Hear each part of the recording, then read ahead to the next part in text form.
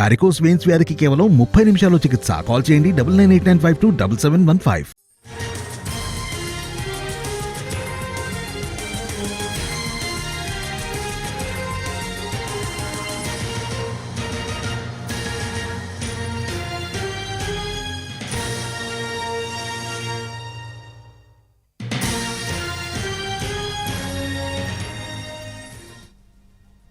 పవన్ కళ్యాణ్తో సమావేశానికి సంబంధించిన వివరాలను వెల్లడించారు మాజీ ఎంపీ హరిరామ జోగయ్య. ఎన్నికలకు జనసేన, టీడీపీ, బీజేపీ కలిసి వెళ్లాల్సిన ఆవశ్యకతపై చర్చించినట్లు హరిరామ జోగయ్య వివరించారు.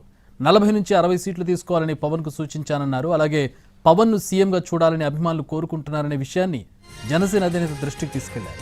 అధికార పంపిణీ సవ్యంగా జరగాలన్నారు. అలా జరిగితే 2.5 ఏళ్లు పవన్ కళ్యాణ్ సీఎంగా ఉండే అవకాశం ఉంటుందని సూచించారు.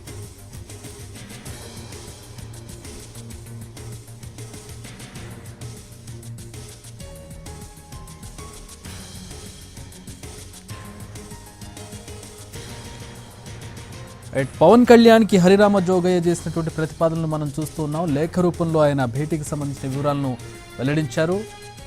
2.5 ఏళ్లు అధికార పంపిణీ, 2.5 ఏళ్లు సీఎంగా పవన్ కళ్యాణ్, మిగతా 2.5 ఏళ్లు చంద్రబాబు ఉండే విధంగా తాను ప్రతిపాదన చేసినట్లుగా హరిరామ జోగయ్య తెలియజేశారు. అలాగే ఫ్యాన్స్, జనసేనకులు అలాగే ఫ్యాన్స్ పవన్ కళ్యాణ్ సీఎంగా చూడాలనుకుంటున్న విషయాన్ని కూడా పవన్ కళ్యాణ్కి ఆయన తెలియజేసినట్టుగా ఈ లేఖలో కనబడుతోంది మనకి. దీనికి సంబంధించి మరిన్ని వివరాలు మా ప్రతినిధి మల్లికార్జున్ అందిస్తారు. మల్లికార్జున్, ప్రతిపాదన బాగుంది. పవన్ కళ్యాణ్ నుంచి ఏ విధమైనటువంటి స్పందన వచ్చింది? హరిరామ జోగయ్య లేఖ సారాంశం ఏంటి?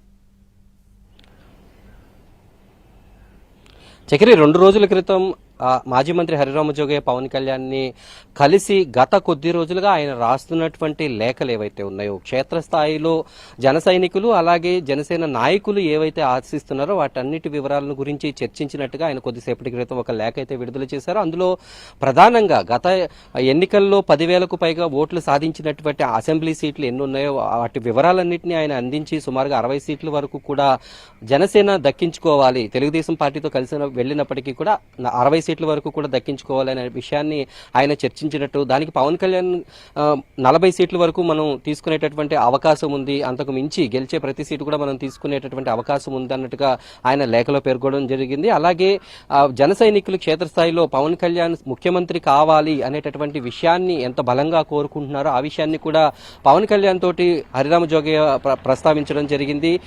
అధికార పంపిణీ సక్రమంగా జరిగినట్లయితేనే జనసేనకు ఉండేటటువంటి ఓటింగ్ మొత్తం కూడా అటు టీడీపీకి కానీ వెళ్లేటటువంటి అవకాశం ఉంటుంది. అధికార పంపిణీ కనుక సరిగ్గా జరగకపోతే, అధికారం సరిగ్గా పంపిణీ జరగకపోతే ఆ ఓట్లు ట్రాన్స్ఫర్ అయ్యేటటువంటి అవకాశం లేదు అనేటటువంటి విషయాన్ని కూడా పవన్ కళ్యాణ్కి ఆయన స్పష్టం చేశారు. అయితే జనసేన గౌరవానికి ఏమాత్రం భంగం కలగకుండా పొత్తు కొనసాగుతుంది, అలాగే అధికార పంపిణీ కూడా కొనసాగుతుంది అనేటటువంటి విషయాన్ని పవన్ కళ్యాణ్ హరిరామ జోగయ్యకి స్పష్టం చేసినట్లుగా కూడా ఈ విషయాన్ని కూడా చెప్పడం జరిగింది. అలాగే జిల్లాలో ఉమ్మడి పశ్చిమ గోదావరి జిల్లాతో పాటు రాష్ట్ర వ్యాప్తంగా జనసేన టీడీపీ గెలవగలిగేటటువంటి సీట్ల వివరాలను ఆయనకు అందించడం, అలాగే బీజేపీతో కూడా కలిసి వెళ్లడం వల్ల వచ్చేటటువంటి ఉపయోగాలు ఏంటి అనే విషయాన్ని కూడా హరిరామ జోగయ్య పవన్ కళ్యాణ్తో చర్చించినట్లుగా ఆ లేఖ ఒక సారాంశం. అయితే దీనిపైన కూడా పవన్ కళ్యాణ్ ఒక స్పష్టమైనటువంటి హామీ ఇచ్చినట్టుగా లేఖలో చెప్పడం జరిగింది. త్వరలోనే జనసేన టీడీపీతో బీజేపీ కూడా వచ్చి కలుస్తుంది అనేటటువంటి విషయాన్ని ఆయన లేఖ రూపంలో అయితే